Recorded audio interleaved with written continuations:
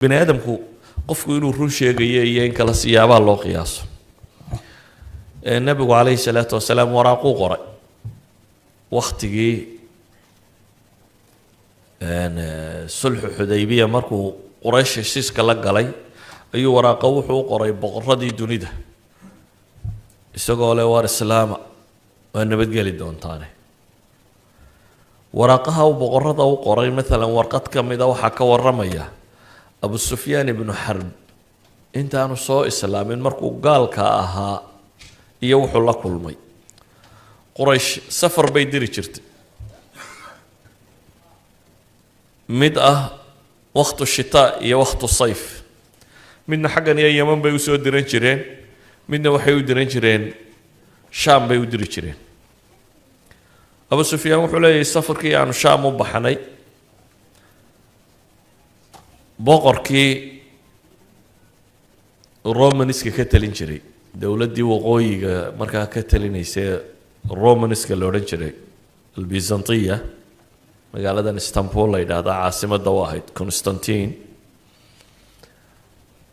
ayaa markii uu guulaystay ee ka guulaystay nimankii bershiya uu jabiyey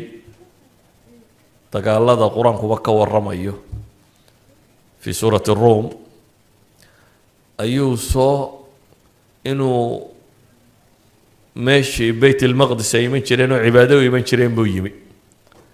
meelaha markuu yimi baa waxa uu timi warqaddii nebiga calayhi salaatu wasalaam waraaqdii uu nebigu u soo diray waraaqdii markii uu helay ayuu wuxuu isku dayay inuu ogaado bal ninkani horta wuxuu sheegaya inay run tahay iyo in kale qofka bini aadamka haddaad rabto inaad ogaato taariikhdiisuunbaa la baadhaa taariikhdiisa haddaad baadho markiiba waad caddayn kartaa inuu run sheegaya inaan run sheegay nebi maxamedna daa markii waxyi uu kusoo degay hortiiba maxay loo yaqaanay asaadiq ilamiin wuxuu uhi waa ninkan cid la dhalatay cid garanaysaa ma joogtaa magaalada waxaa la yidhi haa safar baa jooga maka ka yimi igu yeedha buu yidhi waa loo keenay waa dhowr nin wuxuu ku yidhi waxaan idin weydiiyo kiinee ugu dhow qaraabanimo intiina tan kiinee qaraabanimo ugu dhow abu sufyaan baa yidhi dee aniga abu sufyaan iyo nebi maxamed xaggay isugu yimaadaan waa reer bani cabdimanaaf sooma